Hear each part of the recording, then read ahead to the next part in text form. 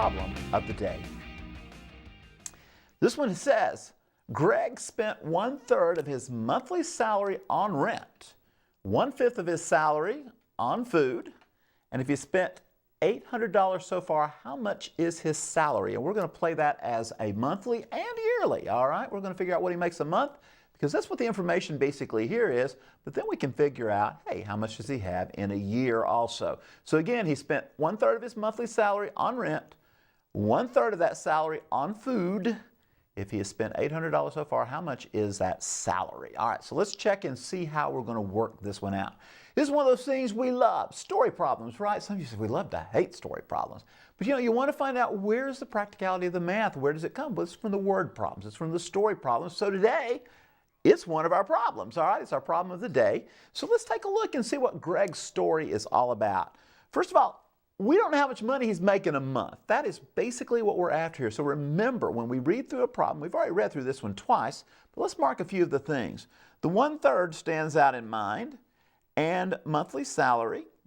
That's important because they go together. And then also 1/5 the same salary is also for rent or food. Excuse me. So you got rent, you got food, and according to this, he's also spent $800 thus far. All right.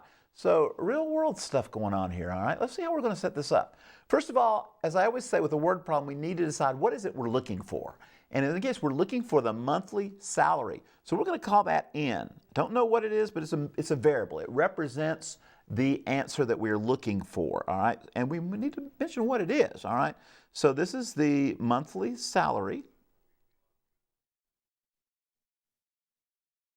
And we know a few things about this monthly salary.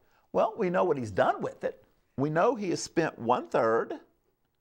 There we go, 1/3 of N. Plus, how about it, 1/5 of that monthly salary. And that totals out to $800. There we go. Now we can see that whole thing. All those fractions, lovely things there. And some of us get all excited about fractions, and some of us do not, all right? But this is one of those where your fractions do come in handy. So we've taken 1/5 and 1/3. I'm going to tell you something, folks. It does not give us 1/8, all right? Or 2/8, as some of us want to do also. You do not add 3 and 5. You don't add 1 and 1 together. We've got to get a common denominator on these creatures, all right? So let's see what's going to happen. Let's put a 15, because that's what both of those numbers will go into. 15. See how many times 3 goes into 15? It looks like it'd be 5. So we got 5 over 15. Put an N next to it. Here, we're going to look at how many times 5 will go into 15. It goes 3. And 3 times 1 is going to give us 3/5. And we got an N equaling, once again, over here to 800. Now we can put our N's together, because everybody's saying, well, they're like terms. Why can't we put them together? Well, we do now. All right, we're going to put them together, and we're going to have 5 and 3. Now we can add those fractions together. How about it? 8 over 15 times our value of N equaling to 800. Now, I'm going to bring it up here. I'm going to bring it up here a little bit, okay? And we've got, let's rewrite it right there, 8 over 15 times the value of N equaling to 800. Smart thing to do here. I would just go ahead and make a reciprocal, all right? Sometimes people will go, I will say what 15 times 800 is, and then we'll divide by 8. That works. That's fine. But I'm just going to go ahead and clean it right through here. Like I said, there's always seems to be more than one way to work a lot of these problems, okay? This one is no exception. You got this point, you can do some different things. The setup is correct. It's got to be, you got to set it up this way, and you got to work with those fractions in that manner. But once we get here, a couple of choices. Like I said, I'm going to use 15 over 8 because I'm in the fraction mood today, all right? And we'll drop a 1 under that 800 because we're going to need to do some clearing out here in just a second. Now, the reason I chose that, because we can get a lot of things done here. Say goodbye to those 8s. Say goodbye to those 15s. You have N all by itself because they cancel. Those are multiplication. They're reciprocals. When you multiply reciprocals together, you get 1. How about it? 1, yes. Now, on the other side, I have 8 that is wanting to divide really big time into 800. That is so nice and so sweet there. We're going to get 100, and now we take 100 times 15. That is really easy because what are we going to do? We're going to take 15 times 100, which gives us simply 1,500. My friends, you got his monthly salary right there. It is. Right there it is. So this is dollars. So that's the month. That's per month. Okay?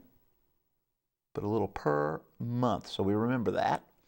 Now, I said we'd also figure out his annual salary. His annual salary is simply going to be this $1,500 times 12. Now, a lot of people say, wow, $1,500 for a month, that's pretty good. Well, it's not bad. It's not bad. But when you multiply it times 12 and see what you're going to make a year, you start thinking, wow, I need a roommate to spend all that rent or be able to make that, you know, and make ends meet. It's not easy to stretch. Plus, you're going to get some taxes taken out of this. By the way, that comes out to, we believe, $18,000. So some cases we were thinking, oh man, that's going to be a lot of money. But $18,000 a year, that's not what you want to feed a family of 4 or 2 or 3 on, okay? You want to make sure you're making some good, you know, want to aim for some good money there. And that is a little life lesson along the way. Now, again, monthly, $1,500. Yearly, there you go, $18,000. And there's your problem of the day solved pretty quick for you, I hope there, all right?